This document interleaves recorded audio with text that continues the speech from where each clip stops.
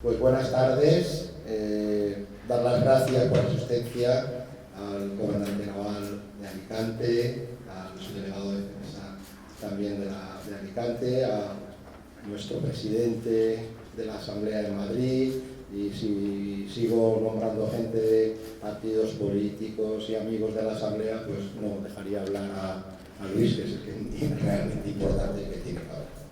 Esta tarde la Asamblea, como saben todos ustedes, está celebrando, ya hemos instaurado una semana de celebraciones que anualmente hacemos para conmemorar el fallecimiento de Jorge Juan y Santa Cilia, nuestro fundador, en 1755, ya hace muchísimos años. La Asamblea Amistosa Literaria lo que pretende siempre es divulgar la figura de Jorge Juan como científico, como marino y como español, que ha aportado a la nación multitud de ventajas y de conocimientos y de aplicaciones que trajo de sus viajes a Inglaterra, de sus viajes al Ecuador. En definitiva, es un personaje que no está reconocido a la altura o a la par de lo que realmente hizo yo creo que por toda la sociedad española, la que disfrutamos hoy en día. Para hacer esa conmemoración, nosotros cada año pretendemos traer a una personalidad de un rango pues, muy elevado en el conocimiento de Jorge Juan, de su tiempo, de la ciencia o de la navegación. Y en este caso pues hemos pensado en don Luis Moyá. Don Luis Moyá lo conocimos gracias a Gustavo en una conferencia en la Casa del Mar de Alicante, Casa Mediterránea de Alicante. Y amablemente aceptó nuestra invitación porque cuando escuchamos su conferencia quedamos muy gratamente sorprendidos del conocimiento y de la erudición que Luis tiene para mostrar cosas que son interesantísimas. Luis Moyá, les voy a leer un poquito porque es bastante intensa su currículum. Luis Moyá es capitán de navío de la Armada Española, donde ingresó en 1975. Es especialista en comunicaciones navales, así como diplomado de Estado Mayor y relaciones con los medios de comunicación. Como piloto naval, ha estado destinado en la base naval de Rota, en Cádiz, donde estaba Jorge Juan, a bordo de los portaaviones Dédalo y Príncipe de Asturias. Fue profesor en el buque escuela Juan Sebastián Elcano, comandante del patrullero Cormorán y del buque de buceadores Poseidón. En sus últimos años en activo estuvo destinado al servicio de la OTAN en Italia, Francia y Holanda. Actualmente está en situación de reserva y es el director del Colegio Mayor Universitario Jorge Juan, en Madrid. Su actividad literaria está orientada a la narrativa de ficción militar y como colaborador habitual de la Revista General de la Marina y otras revistas de temas militares marineros. Es también un conferenciante habitual sobre temas marineros y ha sido colaborador de programas de radio y televisión. Entre sus obras cabría destacar El veneno del escorpión, del 2004, Soldado de nieve, en 2005, La tumba de Tautira, en 2006, La séptima ola, en 2008, Perdidos en la memoria, en 2010, La isla más pequeña del mar, en 2012, Pólvora mojada, en 2013, En el nombre del mar, en 2013, El cebo, en 2015, La flota de las especias, en 2017, El almirante, en 2018, y Eso no estaba en mi libro de historia de la navegación, en 2019. Como ven ustedes, Luis Moyá es un prolífico escritor y por lo tanto un gran conocedor de los, como hemos dicho, de los temas militares marineros. Por lo tanto, ya vamos a tener la oportunidad de escucharle y sin nada más les dejo con a todos ustedes con él y que disfruten de la conferencia en homenaje a nuestro insigne Jorge Juan, y recordarles que mañana haremos una misa en sufragio de su alma a las 8 de la tarde, una misa cantada y después una ofrenda floral en la que van a participar multitud de instituciones locales y provinciales, incluso extraprovinciales, que van a venir a acompañarnos, lo cual pensamos que es un homenaje suficiente para Jorge Juan. Muchas gracias.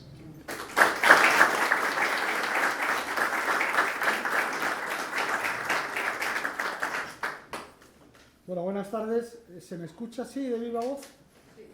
Porque prefiero estar sin esto en la mano.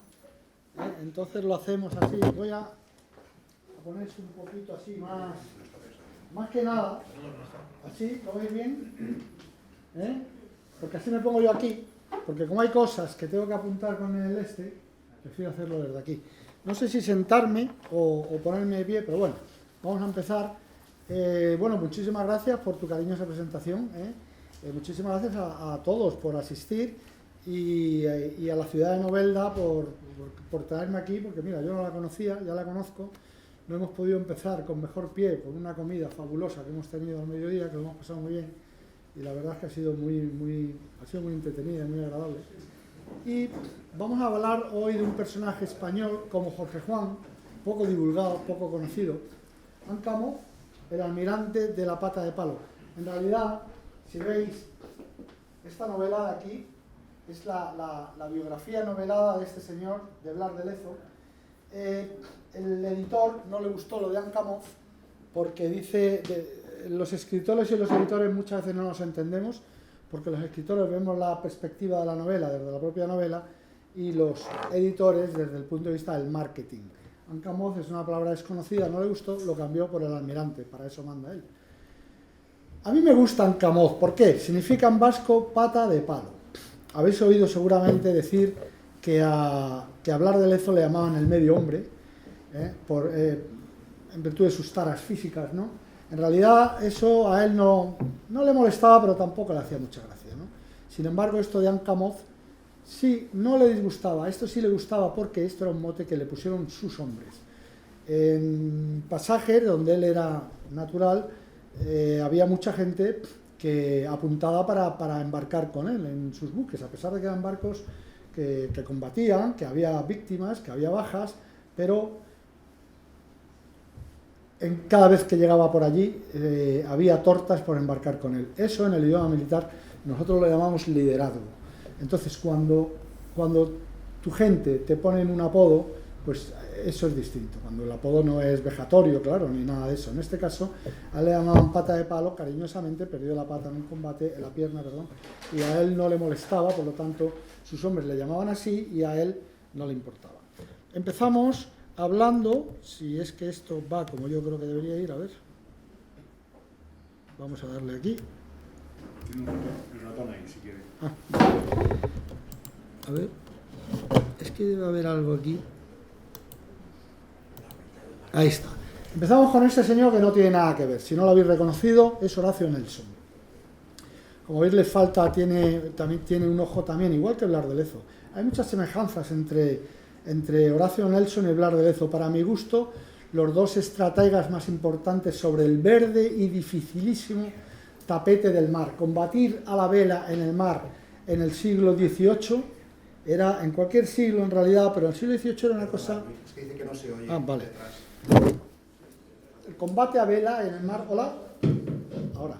El combate en la mar, en barcos de vela, tenía muchas dificultades, pero la más importante de todas, hoy en día, en un grupo de combate, el almirante que manda el grupo de combate, que tiene allí una fragata, suele embarcar en el portaaviones, el almirante, allí tiene una fragata, ahí tiene una corbeta, un submarino, un grupo de aviones, y tiene un despliegue táctico en el CIC, Centro de Información y Combate, donde ve de manera plástica, ¿no?, dónde está cada barco y tiene un montón de oficiales que le calculan lo que puede hacer cada barco, la amenaza de dónde puede venir.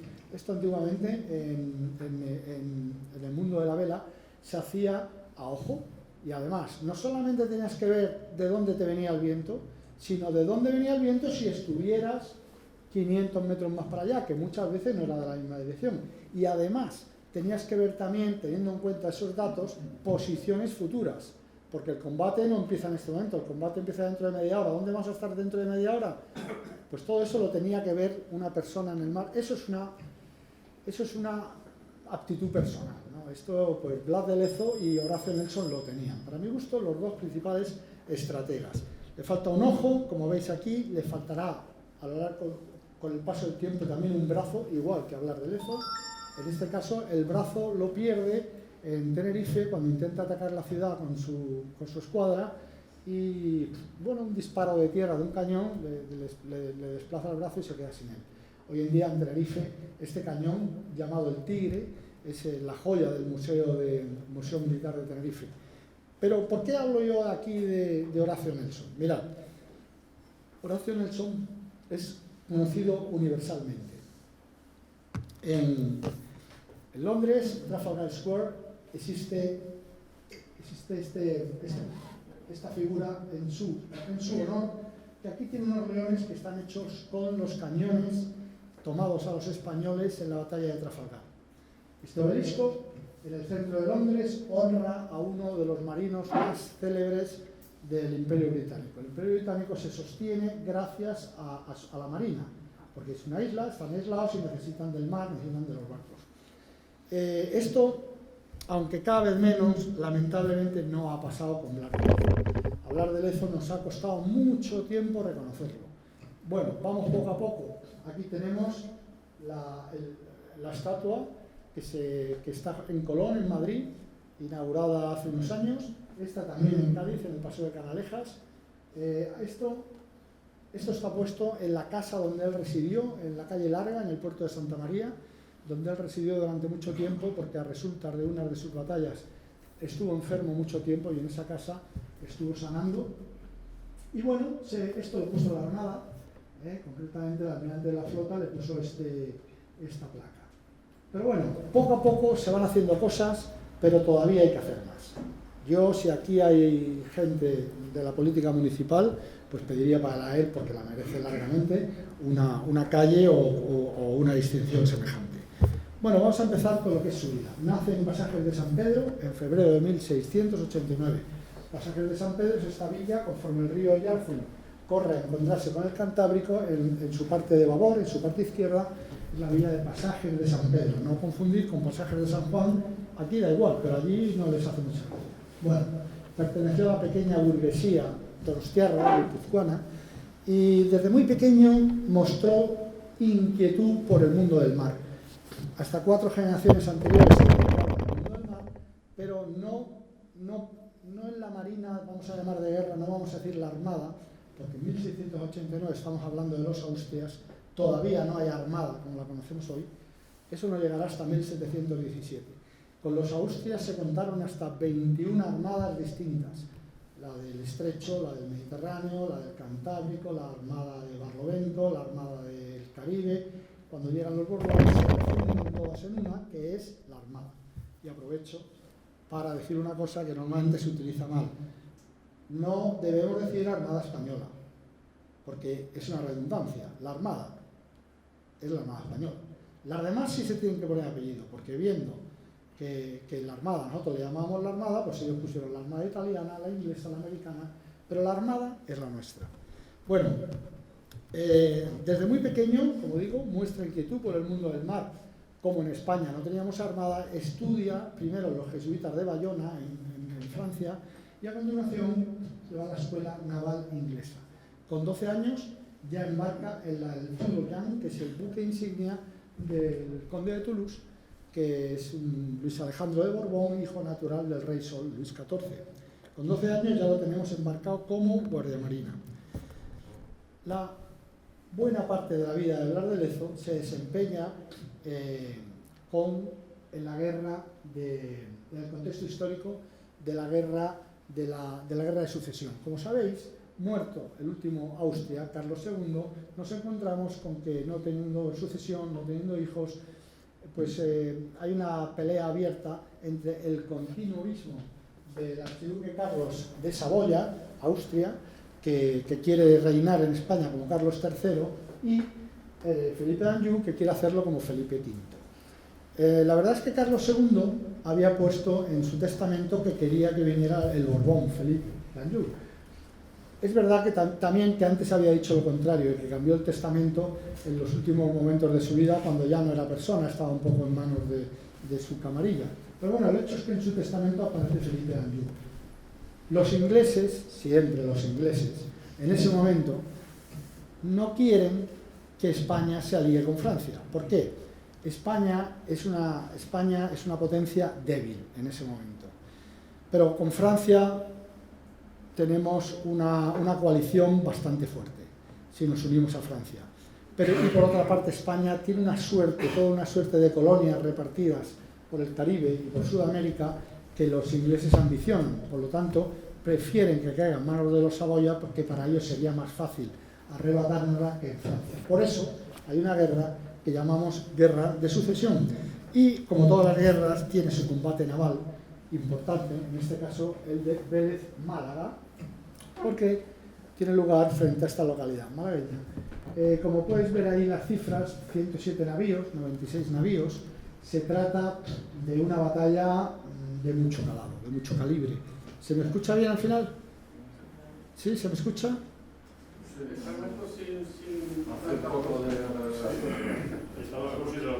Probamos, es que a lo mejor tengo que poner la boca más cerca. ¿Mejor sí o con? A ver, ¿ahora? Sí, ahora sí. Vale. Pues estábamos hablando de la batalla naval de Vélez Málaga, que tiene esos números, como veis.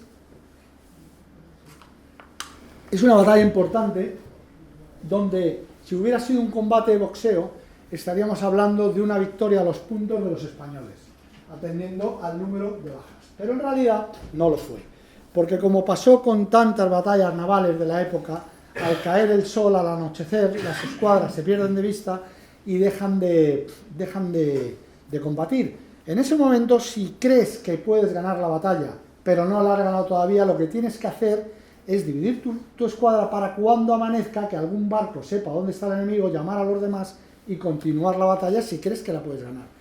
Si no, lo mejor es desaparecer. Esto fue lo que hicieron los ingleses, que como veis, cuando anocheció, llevaban la peor parte. Luis Alejandro de Borbón decidió no seguirlos, no perseguirlos, no buscarlos por la mañana al día siguiente y como consecuencia volverse a Toulon a reparar averías, y como consecuencia de ello, y esto es muy importante, veréis por qué, como consecuencia la escuadra inglesa volvió al lugar de donde había salido, que no era otro que Trafalgar. Estamos hablando del 24 de agosto de 1704. 20 días antes, el 4 de agosto, los ingleses nos han arrebatado Gibraltar por la fuerza. Quiere decir que si Luis Alejandro de Borbón hubiera continuado la batalla al día siguiente, los hubiera perseguido hasta Gibraltar, donde para ellos era una ratonera, donde los hubiéramos vencido, o incluso no hubieran llegado porque estábamos ganando la batalla, hoy seguramente en Gibraltar no ondearía la bandera inglesa. Por eso es tan importante esta batalla y su resultado final. De esto que os estoy contando, la síntesis, quizá la podemos ver en este cuadro de Ferrer Dalmau, en la que se ve a Diego de Salinas, que es el último gobernador de Gibraltar, y el título del cuadro es El último de Gibraltar. Tiene ese aire nostálgico, ¿no?, del que ha perdido una batalla y ha perdido un trozo de tierra que quizá debería haber defendido mejor. En lo importante también de esta batalla, tiene 15 años Blas de Lezo, y una bala de cañón le arrebata la pierna izquierda de la rodilla para abajo. En esa época no se llevaban médicos a bordo, todavía. Falta poco tiempo para que se cree la primera escuela de medicina naval, que se hará en Cádiz. De todo el mundo estoy hablando, que será en Cádiz. Pero todavía no ha llegado. Por lo tanto, lo que se embarcaban eran lo que se llamaban barberos, que cumplían funciones de enfermeros, de sacamuelas, también de afeitaban, porque en esa época moría bastante gente, bueno, bastante no, pero moría gente de infecciones por un mal afeitado, por una cuchilla oxidada. Por lo tanto, esta era una figura importante. Para combates, no médicos, pero sí cirujanos. Los cirujanos, su función era amputar las balas de madera, de piedra o de hierro. Había distintos tipos de balas, normalmente la que se proyectaba era una de piedra o una de madera sólida o de hierro, que lo que hacía era que entraba dentro del barco, arrastraba con todo, y la madera que rompía hería a la gente que estaba cerca y normalmente morían, ¿no? Otros tipos de balas eran, por ejemplo, balas encadenadas. 2 balas unidas con una cadena, ¡bum!, se disparaban y por el aire iban haciendo así, ¿no?, iban girando sobre sí mismas, y esas se mandaban a la jarcia, para enredarse en la jarcia y abatirla.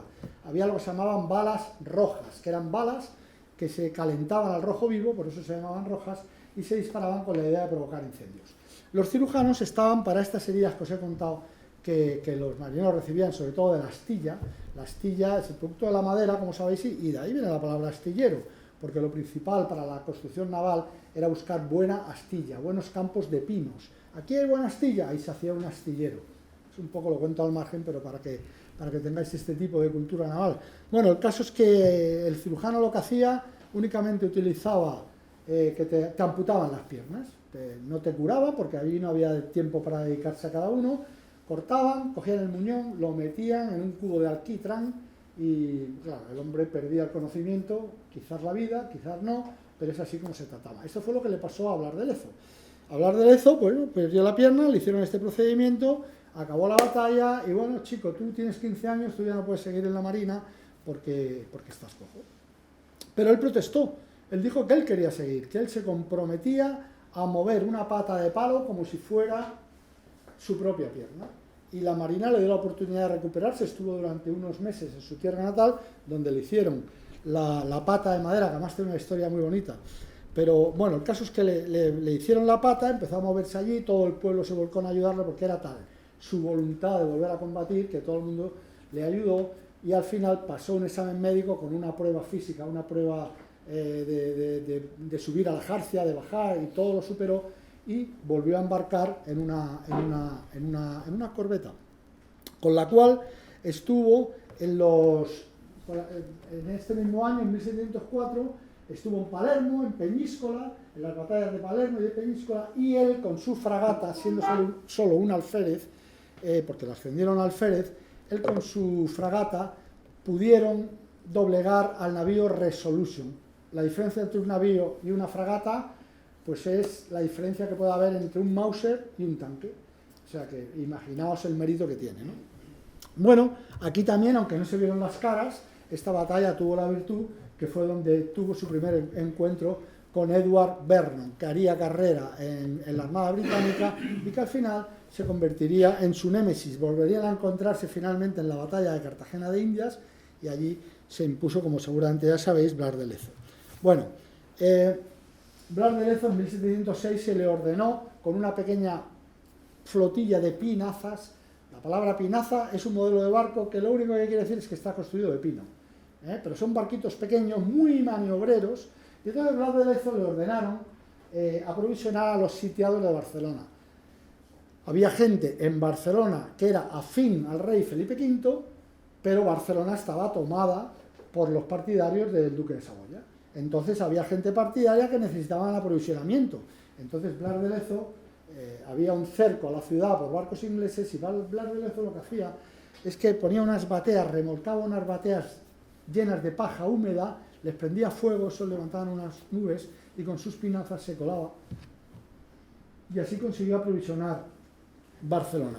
Es decir, estamos hablando de una persona no solamente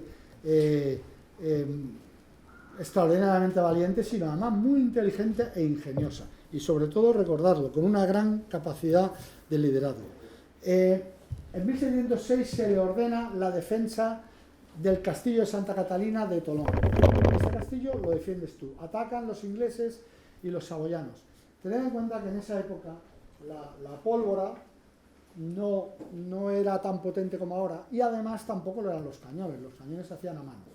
No siempre se podía producir el vacío para que las balas salieran y pudieran llegar a las distancias que llegan hoy. Por lo tanto, los combates se hacían a muy corta distancia.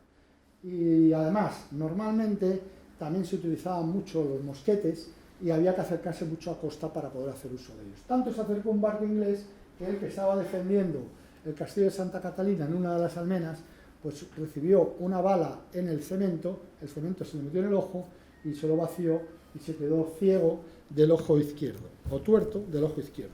17 años, ya lo tenemos que es cojo y también pues que ha perdido el ojo izquierdo y por lo tanto es tuerto. En 1710, a lo largo de todo ese decenio, tiene 12 encuentros con los ingleses y los 12 los resuelve. El rey de Francia, recordemos que él está todavía con los franceses, o sea, él combate a favor de España para Felipe V, pero realmente los barcos son franceses, hay una alianza en ese momento. Y el rey de Francia, el rey Luis XIV, lo envía a La Rochelle, en el norte, en el Atlántico. Y ese es el periodo en el que él combate como al corso, como corsario. Hay que distinguir entre la palabra corsario y pirata. No tiene nada que ver. El pirata no tiene patria, no tiene ley, no tiene Dios, no tiene nada. El pirata lo único que tiene es una bandera negra con las tibias cruzadas y una serie de normas que no poco tienen que ver con el honor y con la honradez. El corsario está avalado por un rey generalmente.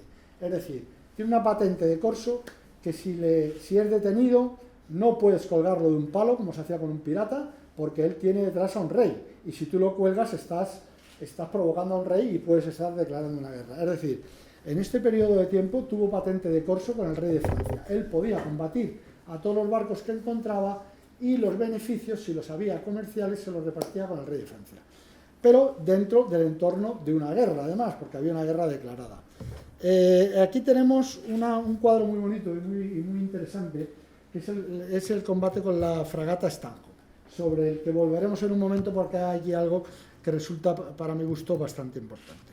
El caso es que con todas estas victorias que obtuvieron sobre los ingleses, con 21 años, se le ascienden capitán de fragata y por méritos de combate. 21 años. Yo ascendí a capitán de fragata, bueno, ya ni me acuerdo, pero debía tener 40 y pico. O sea que...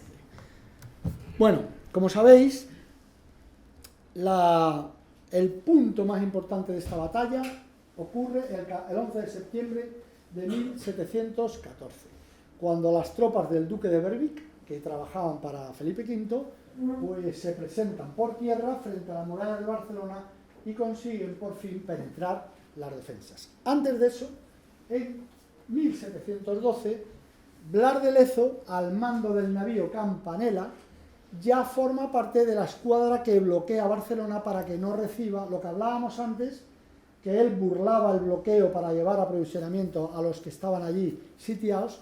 Ahora le toca hacer el bloqueo para que no aprovisionen a los de Barcelona que están combatiendo al rey Felipe V. Esto es importante porque esta escuadra la manda por primera vez un almirante español, Andrés de Pez Gaditano. Es la primera vez que encontramos, todavía no hay armada, faltan 5 años, pero es la primera vez que encontramos, ya se empieza a formar el embrión de lo que habrá de ser la armada como la conocemos. Aquí, en definitiva, el bloqueo empieza en 1712, 2 años después se produce la caída de los muros y en realidad lo que estamos viendo en ese cuadro es una tenaza en la que el duque de Berwick está atacando por tierra y los barcos de la escuadra de Andrés de Pez, entre los que está el Campanella que manda Blas de Lezo, están haciendo la tenaza por el mar. Si os fijáis, los podemos ver por aquí.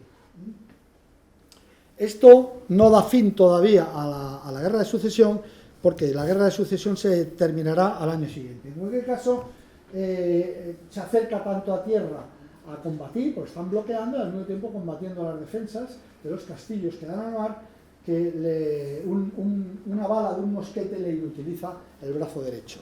Con lo cual, lo tenemos 25 años, capitán de navío, cojo, tuerto y manco.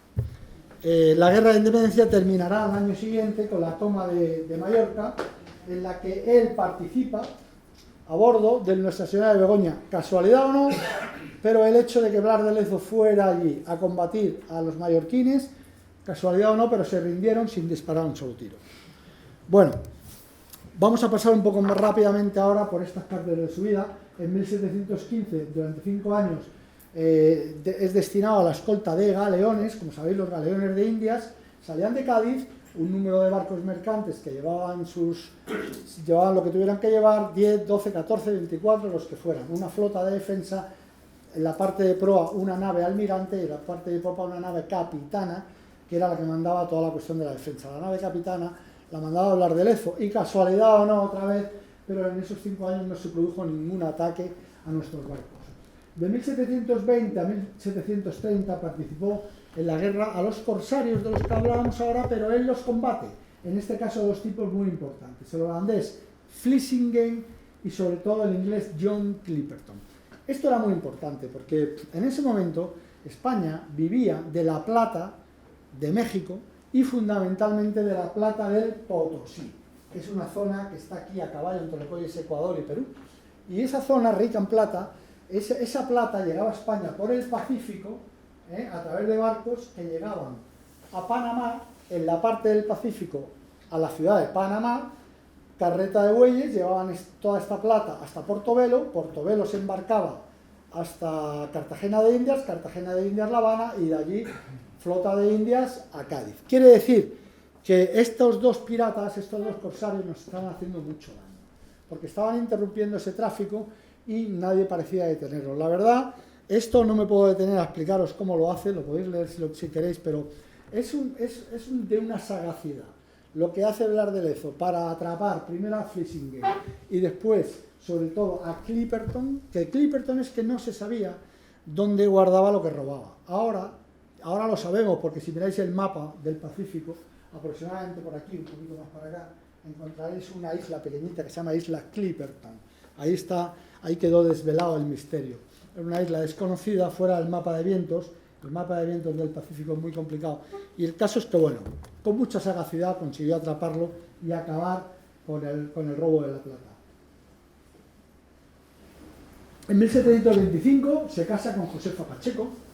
Josefa Pacheco es una chica, es una criolla de allí, de Perú, de Lima, y Blas de Lezo tiene 36 años y Josefa cumplirá al día siguiente 16 o 15, al día siguiente cumple 15. Josefa tuvieron en total 7 hijos, 2 de ellos en Perú, en Lima, y los otros 5 ya nacieron en España, en el puerto de Santa María. Esta es la espada, el espadín de Blas de Lezo, que se conserva en el Museo Naval. Blas de Lezo tiene un carácter muy fuerte y tuvo problemas con muchos, con no pocos, de los virreyes que le mandaron. En este caso, el virrey José de Armendáriz, el marqués de Castelforte, no fue una excepción. Tuvieron muchos problemas. Es verdad que si uno estudia la historia se da cuenta que este virrey practicaba el nepotismo con bastante asiduidad, cosa que a Blas de Lezo, que era una persona bastante honrada, le ponía enfermo. Entonces él discutieron muchísimas veces y lo que hacía el virrey cuando te llevaban mal con él es que no te pagaba. Los sueldos eran cosa del virrey. Blas de Lezo estuvo varios años sin cobrar. Al final le hicieron la vida tan imposible que decidió pedir la baja en la armada. Claro, no le pagan, está dándolo todo por el rey y no le pagan ni siquiera, y encima él ya tiene una familia, ya tiene una mujer, tiene 2 hijos, total, que decide pedir la baja. Lo que pasa es que cuando estamos hablando ya del año 1730, desde 1717, insisto, ya hay armada. José Patiño ha creado la armada y, entre otras cosas, ha creado el Colegio de Guardiamarinas de Cádiz. Entonces, ¿qué pasa? Que cuando Blas de Lezo decide pedir la baja, se va de allí, se va de Perú, se embarca en una corbeta mercante, sus amigos le tienen que dejar dinero para que él pueda embarcar con su familia, y se va. Y cuando llega a Cádiz, para su sorpresa, se encuentra a José Patiño. Y José Patiño lo llama y le dice: mira, Blas, tú no puedes pedir la baja, porque desde hace 13 años está funcionando la Escuela de Guardiamarinas en Cádiz, y en esa escuela estamos enseñando a las guardiamarinas a ser Blas de Lezo. Por lo tanto, tú no nos puedes pedir la baja. De esta escuela, acá están empezando a salir las primeras promociones, una de las que acababa de salir, con el número 1 pertenecía a Jorge Juan, precisamente. Es decir, que aunque ellos no participaron, Jorge Juan sí oyó hablar mucho de Blas de Lezo y seguramente se entusiasmó escuchando sus hazañas. Esta es la casa, bueno, ahora hablaremos de esta casa. El caso es que en esa misma entrevista que hacen a pie de muelle José Patiño y Blas de Lezo. Blas de Lezo, cuando llega a Cádiz, lo que está buscando es una pensión para dormir y inmediatamente viajar a pasajes a su casa. Pero ahí lo para a los pies y dice: no, es que no te puedes ir por esto. Y además trae un nombramiento para ti del propio rey. Detrás del rey estaba su mujer. La mujer era una entusiasta de Blas de Lezo y ahora explicaré por qué. Está el propio Felipe V, que quiere nombrarte jefe de escuadra naval. Jefe de escuadra naval es lo que hoy llamaríamos contraalmirante, en este caso de la escuadra naval del Mediterráneo. La verdad es que al rey Blas de Lezo le gustaba mucho, porque era un tipo que le ganaba batallas y era una persona que realmente para eso tienen a los almirantes y a los generales. Pero su mujer, Isabel de Farnesio, desde que nace su primer hijo, recordemos que Felipe V se casa varias veces. En este momento ya ha enviudado por segunda vez, se ha casado con Isabel de Farnesio, tiene 3 hijos el mayor de ellos hace el número 3 a la sucesión, porque hay 2 hijos mayores del primer matrimonio y del segundo matrimonio, pero ella está convencido que su hija va a ser rey. Y para que su hijo sea rey necesita una formación. Y para que tenga esa formación necesita dinero. Y en ese momento la corona no tiene dinero, porque se ha gastado todo el dinero en la guerra de sucesión. Pero hay una deuda que tienen que cobrar de la República de Génova, que debe 4 millones de pesos a la corona española. No los pagan porque ellos dicen que esa deuda la tenían con los austrias, que con los borbones ellos no tienen ninguna. Claro, a la hora de no pagar cualquiera encuentra, ¿no? Y entonces el rey seguramente, parece ser que instigado por la reina, le dice, mira, mándales a Blas que seguro que trae el dinero. Total, que se lo dicen, forma su pequeña escuadra de 4 barcos, llega allí a Génova, al llegar no para como tiene que parar porque te paran, viene un barco, un bote a preguntar qué quieres, él no para, él sigue, pum, pum, le disparan a la proa para que se para, él no se para, pum, pum, pum, sigue, llega al puerto y en eso pues ya vienen la gente del muelle, el puerto, oye, ¿qué pasa aquí? ¿Usted dónde va? Tal. No, yo vengo en nombre del rey de España y vengo a exigir 4 millones de pesos que le debe la República y además quiero un acto de contrición público en el que se le pida perdón a mi rey. Pero bueno, estás loco.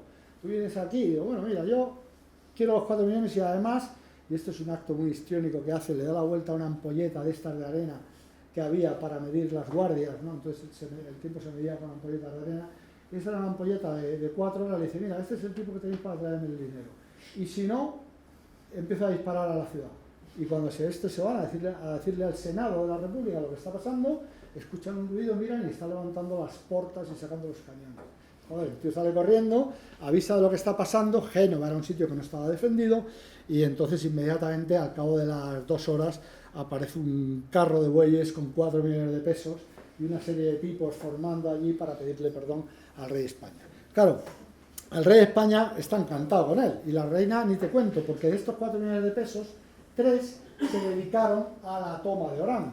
La toma de Orán, recordemos que Orán era española. En la guerra, precisamente en esta guerra de sucesión, como estábamos distraídos en otras cosas, el bey de Argel vuelve a tomar Orán para los argelinos.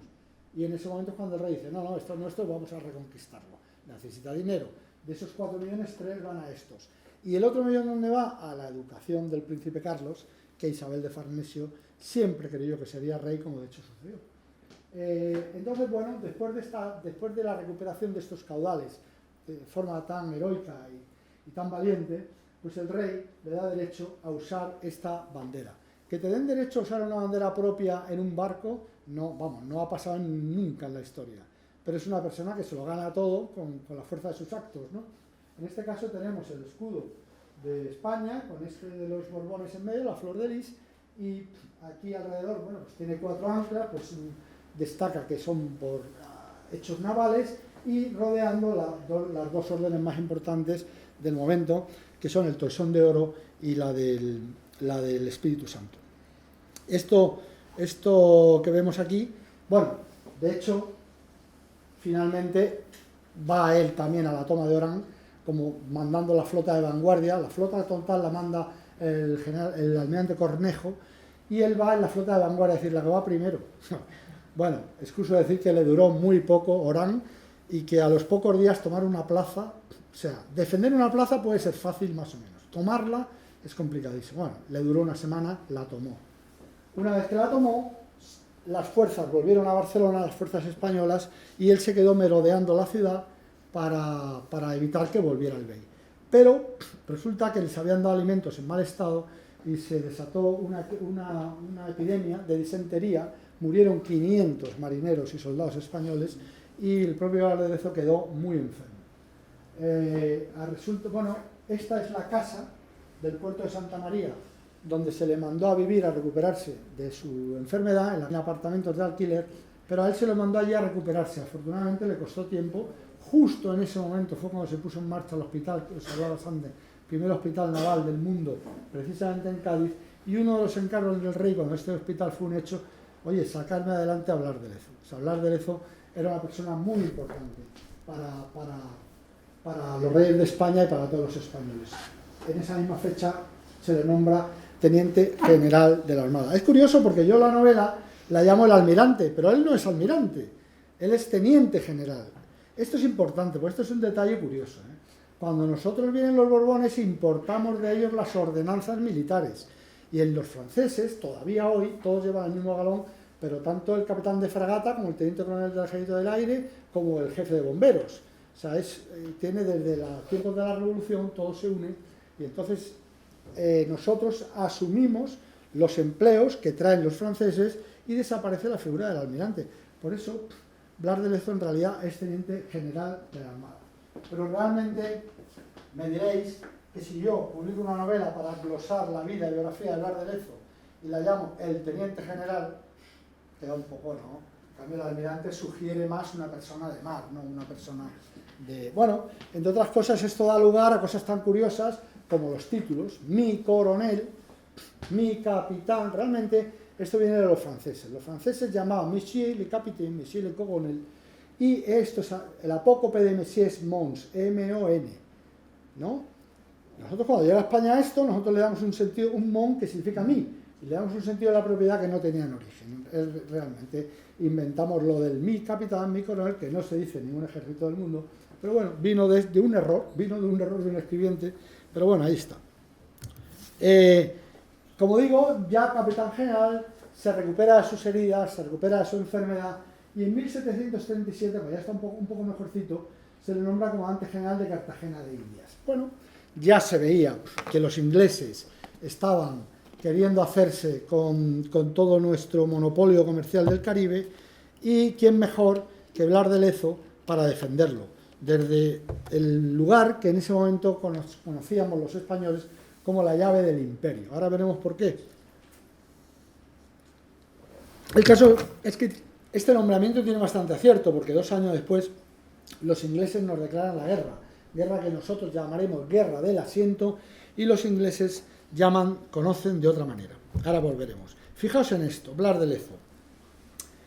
Blas de Lezo, el combate en la mar, como os he explicado al principio, es muy peliagudo, ¿eh? Es muy especial, ¿eh? Pero además tiene un factor fundamental, la artillería. La artillería no es la misma artillería en todos los países. Dependiendo de una cosa que parece tan simple como el carbón, habrá unos cañones o habrá otros cañones. Nuestro carbón no era desde luego como el carbón de Cook, el carbón de los ingleses, ¿eh? Por lo tanto, los ingleses tenían mejores cañones que nosotros, de mejor calidad, y eso significaba que tenían más alcance. Eso es fundamental, porque en la guerra en la mar, si tú alcanzas 10 y yo alcanzo 7, basta con que tú te pongas a 9 y yo no te llego nunca y tú no paras de atizarme. Si yo sé maniobrar para mantenerte a 9, por lo tanto, la guerra a pecho descubierto no era posible, no era factible. Yo estoy convencido que Blas de Lezo, en su mesilla de noche, tenía este libro tan extraordinario, escrito hace tantísimos siglos, que es el libro del arte de la guerra de Sun Tzu. Porque Sun Tzu básicamente lo que dice es que en igualdad de condiciones, cuando las condiciones tuyas son iguales o inferiores a las de tu enemigo, tienes que sacarle punta a lo que él llama los aspectos colaterales del combate, que en esa época eran muy importantes. Estamos hablando del espionaje, del ingenio, de la propaganda, de la provocación, que tendrá que ver mucho en este caso, y también tienes que desarrollar una táctica especial, porque si tú, lo que hablábamos de la artillería, si tú no llegas al otro, tienes que hacer algo. ¿Qué puedo hacer? Y Blas de Lezo se inclinó por el abordaje, y desarrolló la táctica del abordaje de tal manera que los ingleses, muchas veces, cuando ya los españoles nos habíamos acercado a suficiente distante y el abordaje era imposible de evitar, se tiraban por el otro lado. O sea, se tiraban al mar, preferían ahogarse, ahí tenían una posibilidad, nadar y llegar a algún lado, pero desde luego el sistema de abordaje de Blas de Lezo no se salvaba a nadie. Y es porque como todo, por lo que hacemos en la Armada, nosotros en la Armada lo que hacemos es entrenarnos mucho. Entrenar, adiestrar, y cuando llega el momento, pues sabes hacer las cosas. Blas de Lezo hace lo mismo y desarrolla una táctica personal, que por eso os dije que os iba a traer este cuadro otra vez, porque mirad qué importante es esto. Estamos hablando de la talasocracia. No sé si habéis oído hablar esta palabra. Esta palabra hoy no significa nada. Antiguamente era muy importante. La talasocracia es el gobierno del mundo por el control de las líneas de navegación. Antiguamente el que tenía la línea de navegación tenía el mundo. Y entonces esos dos países en ese momento eran Inglaterra y España. Pero realmente la talasocracia donde se gana es en el tapete del mar. Era ahí donde realmente... Y claro, para ganarle la batalla a los ingleses, que recordemos tenían superioridad artillera, ¿qué podía hacer Blas de Lezo? Pues pensando, desarrolló una táctica que era acercarse a los barcos ingleses por la aleta. La aleta en un barco de guerra, tenemos la proa, la popa, y los dos ángulos de 45 grados que llegan a la proa son las amuras, y los dos ángulos de 45 grados que confluyen en la popa son las aletas de babor, aleta de estribor. Entonces él lo que hacía es que se acercaba por la aleta. La aleta, ya sabéis, está desguarnecida, porque los cañones van a ambas bandas. Entonces, si tú te acercas por un costado, te van a dar, vamos, desde la milla 10 hasta la milla que tú puedas empezar a disparar, no te vas a poder acercar. Había que acercarse por la aleta. Y además, había que dar más velocidad que los ingleses. ¿Cómo se consigue esto? Cuando un barco está preparado para el combate artillero, lo primero que hace es arriar las velas altas. Estas velas de aquí se arrían. ¿Por qué? Esas velas lo que hacen es recibir el viento en las alturas y en definitiva lo que hacen es inclinar el barco. Con el barco inclinado, la puntería de la artillería entra en compromiso, porque el de aquí le está disparando a las olas a 3 metros y el de aquí está disparando con un ángulo demasiado alto. Por lo tanto, tienes que eliminar esas velas y adrizar el barco. Solo así puedes combatir. Pero al quitar velas, pierdes velocidad. ¿Qué hacía Blas de Lezo? Que daba estas velas. Entonces se aproximaba por la aleta con el barco inclinado. Imaginaos una tabla estas de surf, que estas se van tan rápido, pues lo que hacía era acercarse a toda velocidad. Cuando llegaba a esta altura, o bien por una banda o bien por la otra, según él viera por dónde estaba preparado el otro para recibirle, pues se presentaba en una de las dos bandas. Tenía unas placas de acero o de hierro para que los disparos por él hacer el menor daño posible, y cuando estaban a suficiente distancia aparecían los chos, que así se le llamaban, los tequisos, que eran los que lanzaban los garfios, y ahí era donde los ingleses empezaban a tirarse al agua por el otro lado. ¿Por qué? Pues porque ellos estaban preparados para el combate artillero, ellos para el abordaje no estaban preparados. Y además, Blas de Lezo desarrolla la táctica, cada hombre combate con su sombra, que así se le llamaba, es decir, no es como las películas que a ver una pelea noble, a ver quién, no. Allí va uno y en la espalda lleva otro, para que no porque allí la gente, si estás descuidado, te mata por la espalda, lógicamente, allí. Y entonces cada hombre iba con su sombra, entre eso y que la batalla psicológica estaba ganada, ahí residen muchas de las razones de que Blas de Lezo contara sus victorias, sus combates por victorias. Bueno, vamos a hablar ahora, ya para finalizar, de la guerra del asiento. Al final esto era una guerra de economía, era una guerra comercial. Pensemos que los ingleses tienen una voracidad consumista extraordinaria. Cuando un inglés a lo mejor consumía 12 libras de café al año o 9 de cacao o té o tabaco, a un español o a un francés le llegaba una. Es decir, la voracidad consumista de los ingleses era muchísimo mayor que la nuestra. Y con lo que tenían del Caribe, que lo que tenían era el derecho a un barco en cada feria con 500 toneladas de carga para comerciar, y además el asiento de negros, que por aquí viene un poco el nombre también, eso no les resultaba suficiente. Y entonces decidieron entrar en guerra con España. Pero claro, para una guerra hace falta un casus belli. Y este casus belli llegó con el apresamiento del Rebeca. Veréis, Jorge II era muy listo. Y entonces dice, bueno, ¿qué puedo hacer yo para conquistar el Caribe para mí? Pues mira, todos mis barcos irán patentados en corso. Con lo cual, no se pueden quejar los españoles de que les ataque o que les quite lo que lleven en las bodegas. Pero claro, Felipe V tampoco era tonto. Y entonces Felipe V pues dice, sí, pues mira, todos mis barcos van a ir patentados en guardacostas. De manera que a cualquier barco inglés que vean volar tienen derecho a acercarse a ver lo que lleva. Y en una de estas, un capitán español de nombre José León Fandiño se acercó al Rebeca, lo mandó parar, entraron allí a ver lo que llevaba y efectivamente iba lleno de contrabando.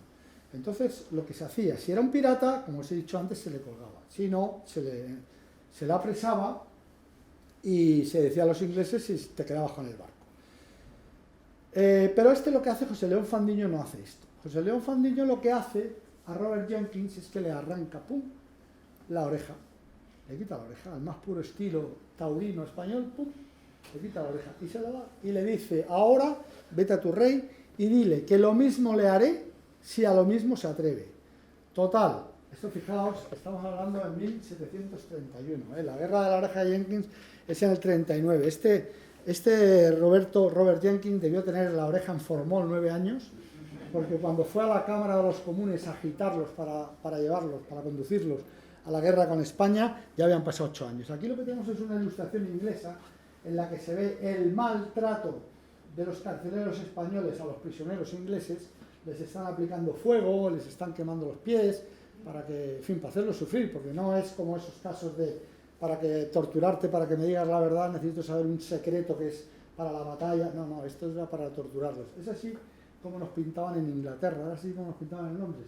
Como veis, el viento que traen las naves inglesas lo soplan 3 de los principales almirantes, Cavendish, en fin, 3 almirantes suyos. Esto era una manera de enardecer a los ingleses contra los españoles. Bueno, en esta estamos cuando se produce el saqueo de Portobelo. Blas de Lezo ya lo tenemos en Cartagena de Indias destinado. ¿Qué es lo que hace Blas de Lezo? Blas de Lezo ve cómo están las defensas de la ciudad, ve los pocos efectivos que tiene y lo que hace es que desguarnece las localidades vecinas, entre otras Portobelo, porque sabe que el inglés se va a presentar antes o después en Cartagena de Indias a combatirle. Por lo tanto, desguarnece Portobelo. Y allí llega Edward Vernon, que a partir de este momento, como he dicho al principio, será la némesis, el alter ego de Blas de Lezo, y ataca Portobelo y consigue vencerlo, con 6 naves nada más, pero realmente en Portobelo había 50 personas.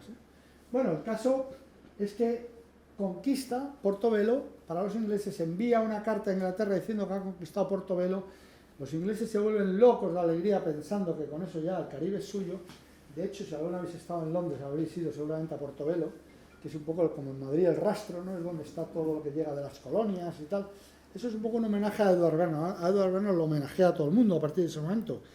Y le manda una carta a Blas de Lezo para decirle que se rinda.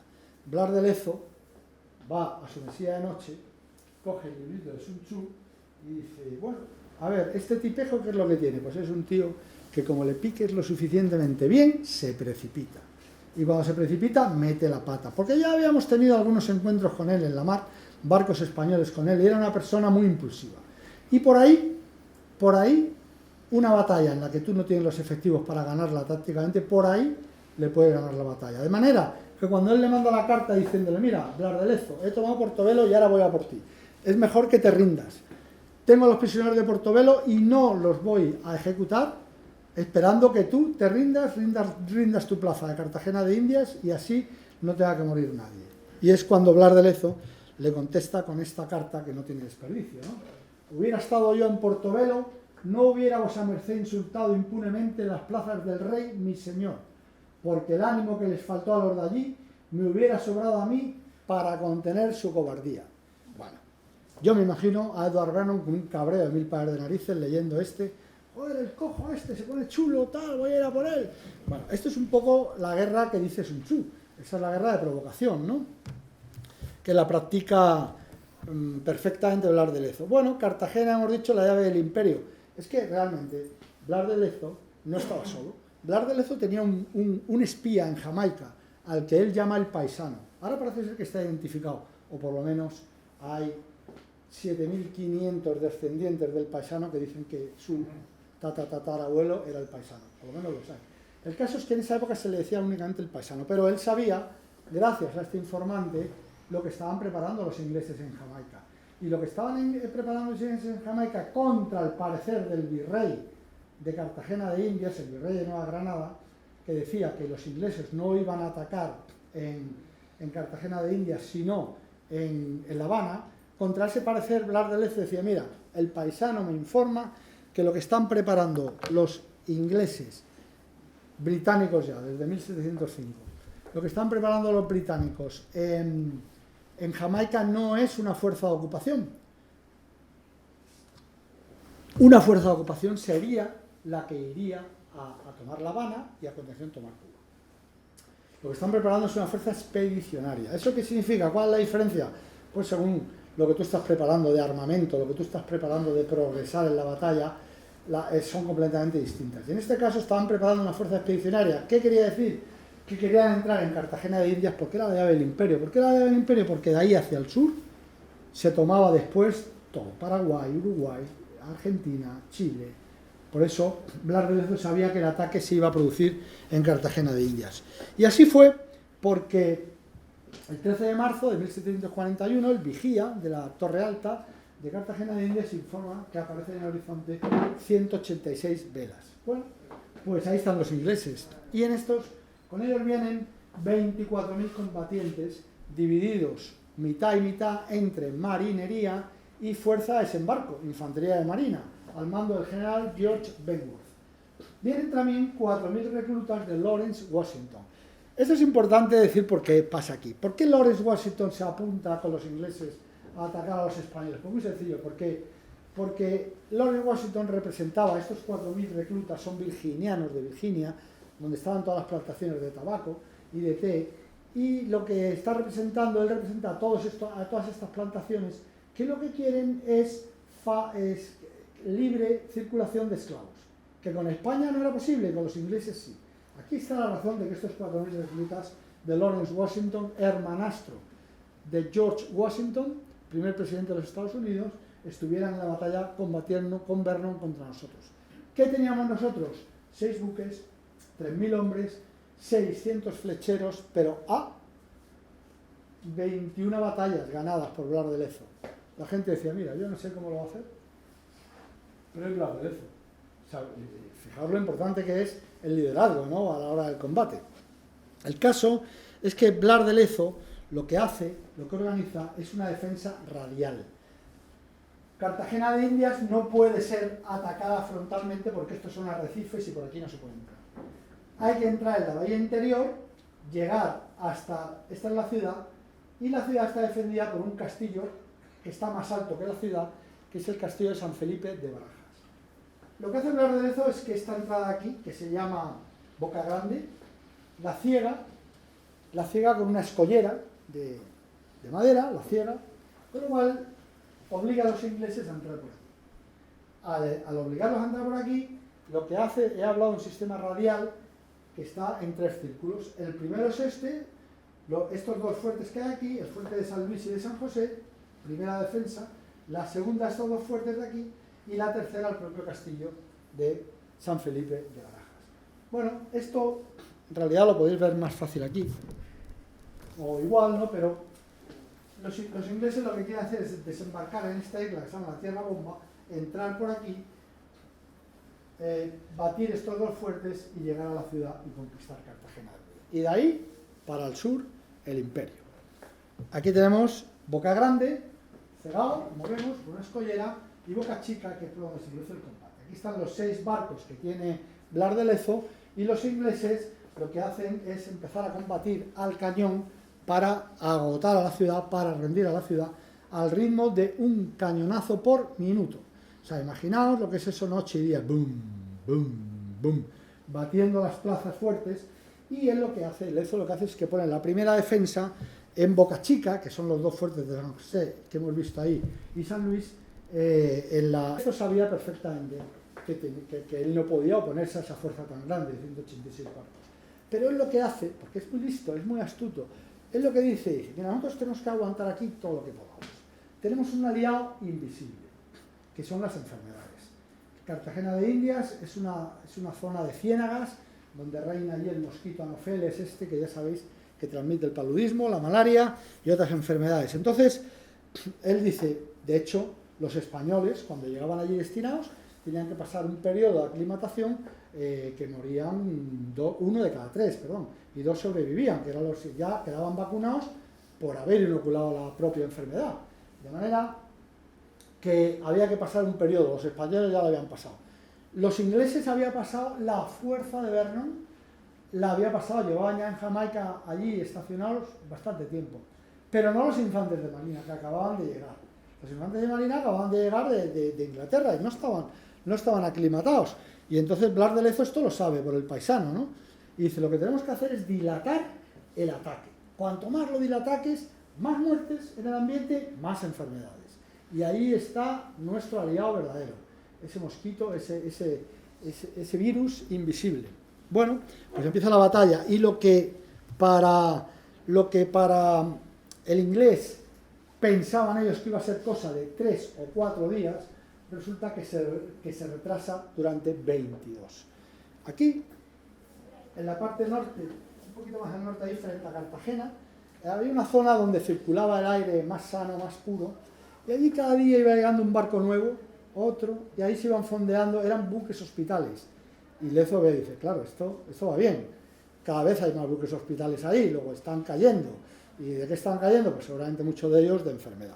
El caso es que a pesar de todo, cuando ya llevan 22 días, pues ya los ingleses consiguen entrar. Cuando consiguen entrar, el 5 de abril, como pone ahí, 22 días después de iniciar las hostilidades, Vernon consiguió vencer las defensas de Boca Chica, penetrando en la bahía de Cartagena. En ese momento, Vernon, que se precipita, porque es un hombre que se precipita, envía una corbeta, la corbeta Spence, a Jamaica dando noticias de la victoria. Realmente, macho, has ganado en Boca Chica, pero de momento la piel del oso no la puedes vender todavía. Pero él manda la fragata, la corbeta Spence. La corbeta de la noticia de Jamaica, salta a la metrópoli, y allí se acuñan monedas dando noticias de la victoria, se hacen unos signos muy bonitos a favor de Inglaterra, Britannia rules the waves, Inglaterra gobierna el mar, que todavía lo cantan. Yo cuando lo cantan me río, claro. Pero el caso es que, bueno, ahí se hacen todas estas cosas, pero la batalla no ha terminado. Y el caso, bueno, esto está contado aquí. Lezo, que resultó herido de consideración, trató de cegar la entrada con sus propios barcos, ordenando el repliegue a los fuertes del interior, a los dos que hemos visto que forman el segundo anillo. Vernon se apoderó de Galicia, buque insignia de Blas de Lezo, y de su bandera de combate. La bandera de combate de Don Blas, famosa en todo el mundo, por eso la manda tan rápidamente, porque esa bandera era muy famosa porque se la había dado el rey a él, no era la bandera de cualquier barco, era la bandera de Blas de Lezo. Precipitación, una vez más. El caso es que hay que darse cuenta aquí, Lezo está parlamentando con el virrey eslava, no se llevaban bien, y reciben una bala de cañón en el aposento donde estaban ellos hablando, y Lezo sale bastante mal herido de este cañonazo. Pero bueno, sigue combatiendo, la batalla sigue, los ingleses han batido el primer círculo, pero llegan al segundo. Aquí tenemos otros dos fuertes. Allí se ha replegado la defensa, pero la defensa allí no puede ser tan fuerte como en los otros, porque estos fuertes son más pequeños y están menos preparados. De manera que aquí los ingleses intensifican el fuego sobre los dos baluartes, que son Santa Cruz y Manzanillo, y posteriormente sobre otro castillo más interior que se llama Pastelillo. El objetivo es tomar la popa, castillo más elevado que el de San Felipe, último reducto de los españoles. La popa es esto de aquí. La popa era una vieja abadía, pero que estaba elevada con respecto a San Felipe. Este es el castillo de San Felipe, que está aquí, está en la ciudad de Cartagena, este es el barrio de Getsemaní, y desde la popa, los ingleses, una vez que consiguen desembarcar, allí ponen baterías en la popa y allí tienen el tiro mucho más fácil sobre el castillo de San Felipe. Bueno, entre el 21 y el 26 de abril, Vernon somete a un castigo tremendo al castillo de San Felipe. Pero ha pasado mes y medio desde el comienzo de los combates. El calor es asfixiante y los ingleses están agotados, y las enfermedades comienzan a hacer mella en ellos. Vernon ordena el ataque final. Los ingleses se encontrarán con una desagradable sorpresa. Aquí hay un desencuentro entre Vernon y Benworth, el jefe de la fuerza de desembarco. El jefe de la fuerza de desembarco dice que sus soldados todavía no están preparados para desembarcar, pero Vernon insiste que es el momento, porque claro, se está viendo tanta enfermedad. Pero bueno, Vernon, que es el que manda, da la orden. Se desembarca, van para allí y, como digo, les espera una desagradable sorpresa. Realmente es una cosa que hay que... Lo que hace Blas de Lezo, es que mientras dura el ataque en el castillo de San Felipe, como sabe que es la defensa final de San Felipe, sencillamente lo que hace los fosos estos los rebaja 3 metros. Y esta tontería, cuando atacan los ingleses, que primero en los ataques, antes que la infantería, van los zapadores, van los ingenieros colocan allí si hay que poner trampas, si hay que poner explosivos, y entre otras cosas colocan, en este caso, escaleras, pero resulta que las escaleras no llegan. Y llegan ahí los ingleses y le dan a subir escaleras y no llegan, y desde arriba, boom, boom, boom, boom. Total, que como esta batalla, la batalla de San Felipe, realmente no dura mucho, dura unas horas, porque los ingleses, entre unos que quieren subir, que los matan sin posibilidad de subir porque no llegan, y quieren bajar entonces, pero por detrás vienen más, los 4.000 virginianos, en fin, y allí se forma una melee de soldados atacándose unos a otros, y en ese momento Lezo, que inteligentemente también se ha reservado para la batalla final a 300 soldados de los tercios, con el Tratado de Utrecht de 1713 desaparecen. Ya no desaparecen los tercios españoles que habían sido tan famosos en el mundo. Bueno, la nueva organización francesa, la organización borbónica, desaparecen. Pero los soldados que pertenecen a esos tercios, aunque estén a extinguir orgánicamente, siguen siendo combatientes muy buenos. Y él tiene 300, los reserva para esta batalla final. En este momento que se produce la melee es cuando abren las puertas del castillo de San Felipe y salen estos 300 repartiendo mandoblazos a diestro y siniestro. Los ingleses, que no se lo esperan, pues comienzan a huir, comienzan a escapar, se lanzan al mar para nadar hacia sus barcos, desbandada general, y Lezo ha ganado la batalla. Las últimas palabras que dijo Vernon cuando se fue de Cartagena de Indias, de la bahía interior de Cartagena de Indias, es decir, que se volvió blandiendo el puño y le dijo: Dios te maldiga, Lezo, Dios te maldiga. Yo no sé, Lezo seguramente dijo alguna barbaridad. Bueno, esto es lo que escribe Vernon a Lezo. Hemos decidido retirarnos, pero para volver pronto a esta plaza, tras reforzarnos en Jamaica. Y Lezo le dice: para venir a Cartagena es necesario que el rey de Inglaterra construya otra escuadra mayor, porque esta solo ha quedado para conducir carbón de Irlanda a Londres. O sea, magistral. Esta es la medalla que acuñaron los ingleses, que tenemos en el Museo Naval unas cuantas. Yo cuando estoy deprimido voy al Museo Naval, la miro y me lleno de... En ella se ve a Lezo entregándole su sable a Vernon, y en el ribete de la medalla en inglés pone el orgullo español sometido por Vernon. Vernon le está haciendo así: ven, chaval. En fin, falso completamente, porque ni tiene 2 piernas, ni podía darle la espada con el brazo, pero en fin, cada uno escribe la historia como quiere. Ya haciendo un poco de síntesis, tenemos que una vez terminada la batalla, el virrey Eslava envía un diario al rey de España, Felipe V, en el que narra la batalla como si lo hubiera ganado él. Hablar de Lezo lo pone por los suelos, se llevaban muy mal, lo pone por los suelos. Tenemos a Edward Vernon, que volvió. La gente cree, algunos con los que yo hablo creen, que fue defenestrado al volver a su país, que va. No solamente no lo fue, sino que fue nombrado almirante de la escuadra del Mar del Norte. Lo que pasa es que era un hombre con un carácter tan difícil que se peleó con el almirantazgo y al final terminaron echándolo de la Marina. Y era diputado de los Tories por la Marina, porque la Marina entonces tenía ese poder, y también lo echaron de diputado. Bueno, pero en la abadía de Westminster hay un mausoleo dirigido a él. Yo creo que él no está enterrado ahí, pero bueno, hay quien cree que sí. Y en esto pone, entre otras cosas, esta lindeza. Sometió Chagres, ¿es verdad? Chagres es, digamos, Portobelo. Y en Cartagena conquistó hasta donde la fuerza naval pudo llevar la victoria. Es decir, le está echando la culpa al infante, a George Benworth, al general James Benworth, que le estaba diciendo además que no se podía atacar. Pero bueno, así queda para la historia. En cuanto Vernon, bueno, pues ese es el famoso Mount Vernon, que está en el estado de Virginia, que era la residencia de Lawrence, Washington, que fue luego cedida a patrimonio de los Estados Unidos.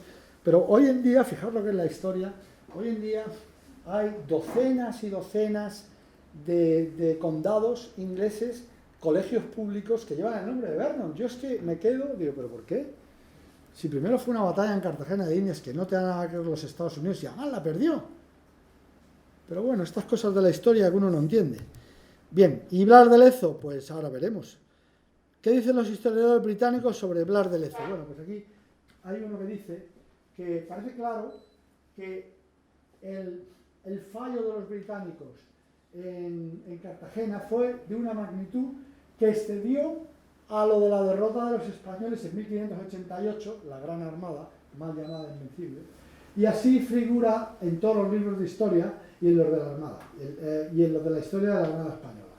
En fin, ¿qué fue peor la derrota de Vernon en Cartagena que la nuestra con la Gran Armada? Pero este otro, que es uno de los historiadores muy importante inglés, dice, si uno quisiera definir, diseñar el perfecto héroe militar, don Blas de Lezo sería un candidato primario. Eso lo dicen en Inglaterra. Y en España, bueno, pues en España, cuando pusimos la estatua de Blas de Lezo en Colón, el alcalde de Barcelona escribió una carta diciendo que la quitaran, porque Blas de Lezo había atacado a Barcelona. Así escribimos nosotros nuestra propia historia. No, naturalmente no se quitó. Bueno, la Armada ha honrado siempre a Blas de Lezo. Hemos tenido 3 barcos que han llevado su nombre. Este es el último, que es una de las fragatas más modernas y más importantes que tenemos. Aquí precisamente está en una entrada que hizo a Pasajes, estuvo allí fondeada, la estuvieron viendo, fotografiando, desde que parece que hemos racionalizado las relaciones y parece que ya se puede ir al País Vasco, porque antes no se podía. Antes de este hubo otro barco que fue consecuencia de la ley Miranda, 6 barcos que se llamaron Blas de Lezo, eran cruceros, dio nombre a toda la escuadrilla de 6 y precisamente fue el primero y se perdió en un bajo que hay cerca de la Costa de la Muerte que se llama Ocentolo, el Centollo. Bueno, allí se perdió. Hubo también otro barco más moderno que perteneció a la 11ª escuadrilla de destructores de la Armada con base en Ferrol y que dieron de baja en el año 91. Cada vez son más las ciudades que tienen alguna, como he dicho al principio, alguna calle que se llama Blas de Lezo o alguna plaza. Hay Carlos III, que finalmente reinó, como había dicho la Farnesio, le devolvió el título de Marqués de Oviedo, le dio el título de Marqués de Oviedo, no a él, porque él murió, pero sí a sus descendientes. ¿Por qué? Lo que pasó fue que cuando terminó la batalla, Blas de Lezo ganó, como el Cid, ganó una última batalla después de muerto. Durante el ataque de los ingleses, él pasó algunas fases del ataque arrestado por este hombre, por el virrey. Y se dedicó a escribir un diario con lo que realmente había pasado allí. Conocedor eslava de que existía este diario, lo buscó por todas partes para quemarlo. Pero no lo encontró, nunca lo encontró. Pero mandaba inspeccionar todo barco que salía de Cartagena de Indias con rumbo a España, lo mandaba a inspeccionar buscando el diario, hasta que ya flaqueó esa vigilancia y finalmente el diario pudo llegar a España gracias a un subordinado muy leal que él tenía de Infantería de Marina, que consiguió traer el diario a España, y cuando en España ya no estaba Patiño, pero estaba el Marqués de la Ensenada, cuando leyó aquello dijo, joder, pero si esta batalla la ha ganado Lezo. Y entonces pues hicieron lo que se hace en estos casos, que es un juicio contradictorio en el que se habla con muchísima gente y allí todo el que pregunta dice, no, eso fue Lezo. No, pero aquí pone el virrey, dice que... No, eso fue Lezo. El virrey, cuando empezaron los cañonazos, se escondió en no sé dónde, pero la verdad, y entonces, porque a Blas de Lezo le habían quitado todo, ¿no? Yo veo, o hay quien ve, en el Marcial de Trafalgar, si alguno habéis leído los episodios nacionales de Benito Pérez Galdós, hay quien ve a Blas de Lezo en el Marcial, este de Trafalgar. Yo personalmente, y por esa capacidad de liderazgo que tenía, yo lo veo en el Capitán Aubrey, en Master and Commander, que es una película que me gusta mucho. Yo veo ese liderazgo de ese capitán, creo que es Lezo, porque Lezo es que mandaba sus hombres igual que él. Bueno, la Armada, tenemos un simulador de navegación en la Escuela Naval, que que le hemos dado el nombre de Blas de Lezo, y todos los barcos que van hoy por hoy al Pacífico suelen pasar por Cartagena de Indias para honrar a Blas de Lezo en una estatua que tiene allí, donde en honor de la verdad hay que decir que los colombianos, la verdad, lo han honrado y lo honran muchísimo. ¿Dónde está el cuerpo de Lezo? Bueno, durante mucho tiempo se pensó que, como todos los muertos que habían fallecido de enfermedades, se había arrojado al mar, que era lo que se hacía con los cuerpos, sobre todo con la inquina que le tenía el virrey. Pero lo cierto es que las investigaciones más recientes, como Lezo era caballero de la Veracruz, los caballeros de la Veracruz, entre otras cosas, se dedicaban a enterrar a los que no tenían dinero para un entierro digno. Y entonces ellos se dedicaban a enterrarlos. En la Catedral de San Francisco, de Cartagena de Indias, había una capilla aledaña que era la capilla de la Veracruz, y se ha descubierto que, levantando una losa, allí hay un cementerio de esa época. Se supone que uno de los restos es de Blas de Lezo. Pero eso es muy difícil. Es una aguja en un pajar, porque, primero, las enfermedades, el clima, deterioran mucho los cuerpos, y todo lo que se ha abierto allí prácticamente no queda nada de donde sacarle punta. No obstante, las investigaciones siguen, la catedral esta se derribó y ahí se hizo un cine. El cine, como ha pasado con todos los cines, también dejó de funcionar. Se ha derribado también. El propietario de los terrenos ha concedido permiso a los españoles para que vayamos allí a ver si encontramos algo de Blas de Lezo. Como he dicho, se le nombró después de su muerte Marqués de Obieco. Hoy vive el 17º Marqués de Obieco. Bueno, pues por ahí, por el ADN, podría quizá algún día salir.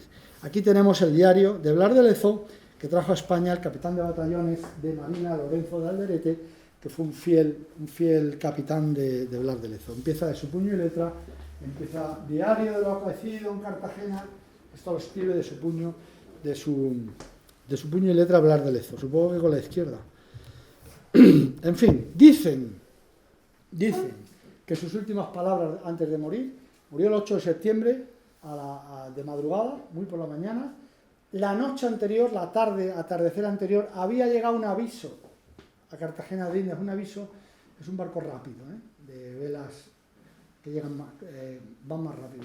Había llegado un barco con la noticia de la destitución de Lezo. Se le quitaron la hacienda, le quitaron los títulos, le quitaron todo lo que tenía, le quitaron los galones, le quitaron todo, a raíz de lo que había dicho el virrey Eslava. Pero él no se enteró, afortunadamente, porque estaba ya muriéndose de fiebres. No queda muy claro si esas fiebres las ocasionaron las heridas que tuvo al principio del combate propio de Cartagena de Indias, como hemos dicho, que tuvo un cañonazo, o tantas cosas que él pasó en su vida, o el propio agotamiento. El caso es que murió de fiebres y nunca supo de esta vergüenza que llegó a España en la cubierta, en la madera de aquel aviso.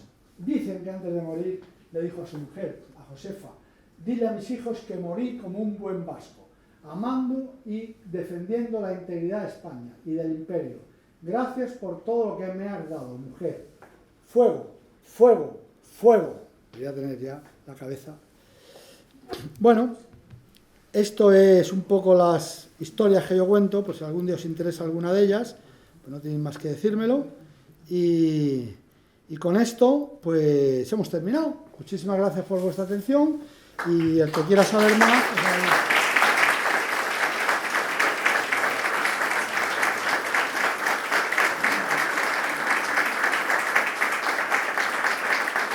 pues más en Ferrol, no fue siquiera por los ingleses, porque los ingleses todavía en ese momento no eran tan importantes. La base de Ferrol se hizo porque, sabéis, en el año 1702, una de las flotas de Indias, que volvía cargada de caudales, como todas, pues fue hostigada por una flota austro-holandesa, perseguida hasta la ría de Vigo. Se tuvieron que meter al fondo de la ría, que hay un pequeño pueblecito allí que se llama Rande, y allí la atacaron los ingleses, allí la despojaron de todo, y allí pues esquimaron prácticamente la mitad, unos 6 millones de pesos que venían de los 12 que venían en esa escuadra.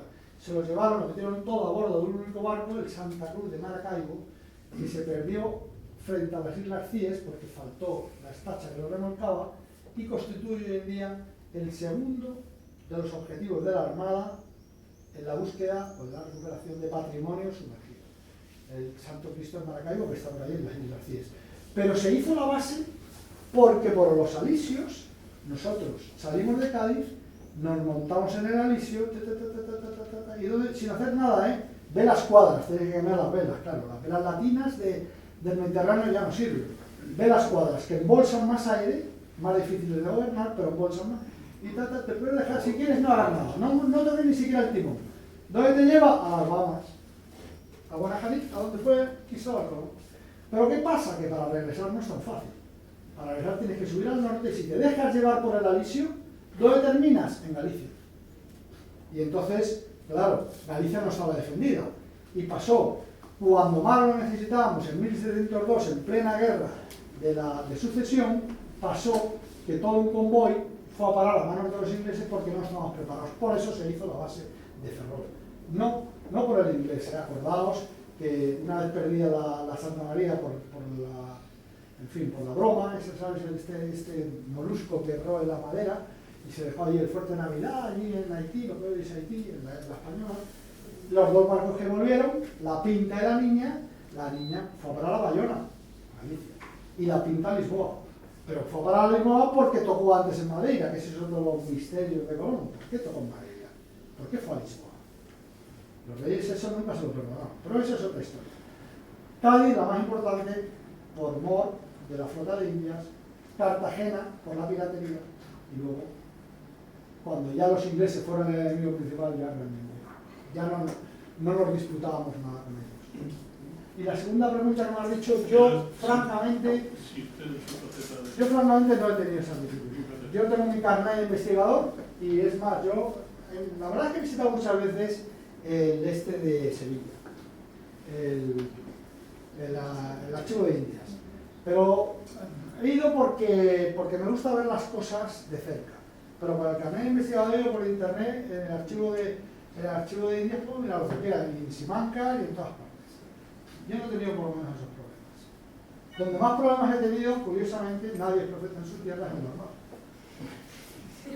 Pero eso es otra cosa. Una cosa que yo quería comentar es que en el viaje, bueno, lo que has comentado, el ataque de Orán, Sí. Jorge Juan cayó enfermo. Es verdad. Se salvaron los dos. Exacto. Coincide con Blas de Lezo. Se salvan los dos, menos mal. El ataque y Jorge Juan se salva también junto con... Sí, señor, es verdad. Esto es curioso también porque cuando Jorge Juan entra en la Armada, a los que entran en la escuela de guardiamarinas, en el Colegio de Guardiamarinas de Cádiz, se le pide patente de nobleza en los 4 primeros apellidos. Es decir, tiene que ser noble, Jorge Juan lo era y por eso entra, pero Blas de Lezo no lo era. Es decir, aquí lo que se produce cuando se abre el Colegio de Guardiamarinas es que los que ya están en la Armada, pues les sienta muy mal. Imaginaos, de pronto tú llevas peleando en la guerra de sucesión y de pronto termina la guerra y crean un colegio naval donde solo pueden dar los nobles, donde las asignaturas principales son el baile. En fin, los viejos marinos se sentían muy ofendidos con esta gente. Pero la realidad fue que todos estos marinos que no venían del colegio de guardiamarinas fueron desapareciendo, excepto cuando te lo habías ganado fehacientemente con la espada, casos de Blas de Lezo o del mallorquín Tony Barcelona, ¿no? Pero los demás, yo me imagino que hoy en día va a pasar lo mismo, es decir, de repente políticamente se ha dispuesto que ahora los guardiamarinas en la escuela naval estudian una carrera, una ingeniería, ingeniero mecánico, ¿no? Y entonces va a llegar un momento en que las promociones oficiales son ingenieros mecánicos, que es lo que quiere el gobierno ahora, y los que van por delante, que no son ingenieros de nada, pues para cuando llegue el momento de selecciones, para mandar barcos, para ser director de aquí, para puestos conspicuos, me imagino que pondrán a los ingenieros con gran cabreo de los que no lo son. Esto es un poco quizá el panorama que se encontraba a hablar de Lezo, que además tenía un carácter muy fuerte, y me imagino que a todos estos que venían del Colegio de Guardiamarinas no debían caerle muy bien, excepto, y eso también es fehaciente, Jorge Juan, porque Jorge Juan y otros más que iban con él, los demás caballeros del punto fijo, que habían demostrado claramente que eran unas personas dotadas de una clarividencia, y pronto lo veremos, lo de la ilustración, la marina ilustrada, que es todos aquellos que además de ser nobles eran inteligentes, eran preparados, eran gente, eso sí valía. Pero luego, sin embargo, Trafalgar nos puso en nuestro sitio. Muy bien. Porque también hay que saber combatir. Pues lo que quería también decirles es que si alguien quiere adquirir algún libro, lo tiene a su disposición. Hay uno que es La flota de las especias, y una de las cosas que tenemos en Novelda más características son las especias. Entonces la asamblea, gracias a Carmecitas, que es colaborador nuestro, pues te ofrecemos un detalle Pues del libro de las especias para que sea el libro. Y evidentemente pues también tenemos el Cartas a Margarita, de la autora, también asambleísta, Rosario Di Emaculet, para que lo puedas, que tengas las cartas de Jorge Juan a su hermano. Pues muchísimas gracias. Muchísimas gracias a todos, y mañana les esperamos en el acto que tenemos de la misa y la ofrenda a Jorge Juan. Creo que la conferencia está a nivel del personaje. Muchísimas gracias, Luis.